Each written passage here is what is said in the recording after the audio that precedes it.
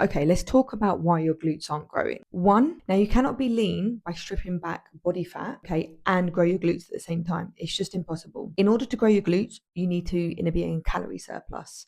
Okay, so that means whatever your maintenance is, and you can go onto TDEE calculator, link below, to figure this out. All you need is your weight, your height, and your age, and how active you are. Okay, so you put that in this link right now, work out what your maintenance are.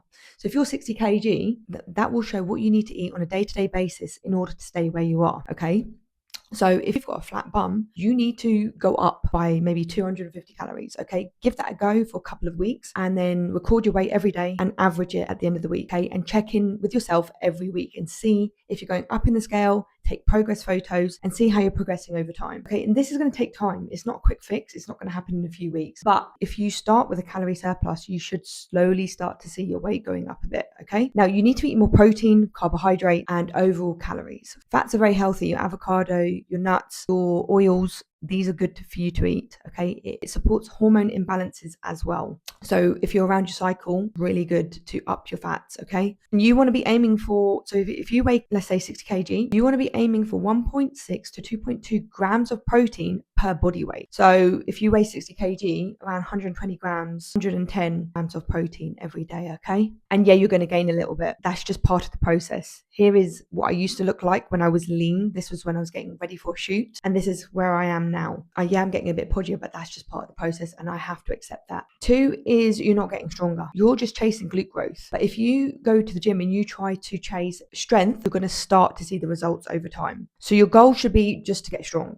Up your weight every time you're in the gym. Obviously, be mindful of where you are in your cycle. If you're in your luteal phase, which is before your period, you might be a bit more fatigued and tired. If you're in your period, you're going to be fatigued and tired. So you have to bear in mind you're not going to be able to maybe push for PBs and you're going to have to drop the intensity then. But that's okay. On the days that you've got the energy, utilize it. You have to be pushing yourself out of your comfort zone. You want to be aiming for no reps in reserve. So for example, 10 reps on a squat, but I feel like I could have done 20 reps. That's an indication I need to go up in weight. So I want to be aiming for no reps in reserve, especially on the last 2 sets. That's where most of your gains are going to come from. Be patient. Strength is first, glute gain is after. And 3, this can be quite common. You have a sleepy bum. And what I mean by that is you find it difficult connecting your mind to your glutes. So you don't feel certain exercise where you should be feeling them. Or you might have more quad activation, hamstring activation in those certain exercises. And this is common for people that have come from an athletic background, running or sports. Lots of cardio as well. Activation exercises, do those before your big compound lifts. You could do glute kickbacks, fire hydrant, glute bridges. These are good exercises to do just before. You could do this with bands just to fire up the glute. And you need to be focusing on mind to muscle connection. So ideally take your headphones out, okay, and think of the cue. For example, on a squat, you're going down 3 seconds, pause 1 second and 2 seconds up. That could be a mental cue. Or you could be feeling as you're going down, you'll feel your quad stretch, your glute stretch, you pause, you feel it, and then you're going to push up and activate the glutes, for example. Control the reps. So when I say take out your headphones, you're going to be more mindful about how controlled your reps are. And you can really focus on the right muscles. You should be doing this on every exercise, really, not just your lower body days. Really focus on controlled, slow reps. Fast is shit, slow is good. 4, your intensity is too high. You're not resting enough between your training days.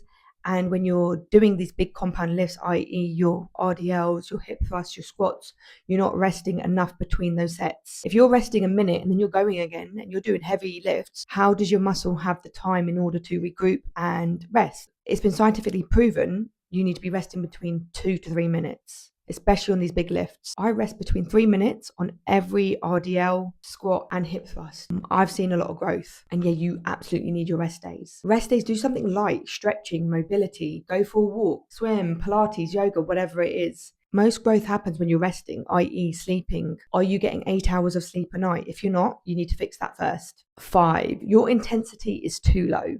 You're picking the same weight, the same exercises, and you're seeing no growth. It's because you're not lifting heavy enough and you're not challenging those muscles enough. You need to challenge yourself when you're in the gym. Are you pushing to failure? Just like I said previously, you need to be pushing for 0 reps in reserve. But again, be mindful of where you are in your cycle, because when you progressively overload, that's when your glute growth is going to happen. For example, 1 week you hit 60 kg on a hip thrust, okay, but you did 10 reps. Next week, why don't you go to 70 kg and push for 8 reps? See how many you can get. And then the next week you increase it. it. That is progressively overloading. You're challenging your muscle. You're getting out of your comfort zone. That's the key thing about growing your glutes. You need to be comfortable with being uncomfortable. I hope you found that helpful. Try these few tips, stay consistent with it, and subscribe to my channel. And let me know if you found this helpful.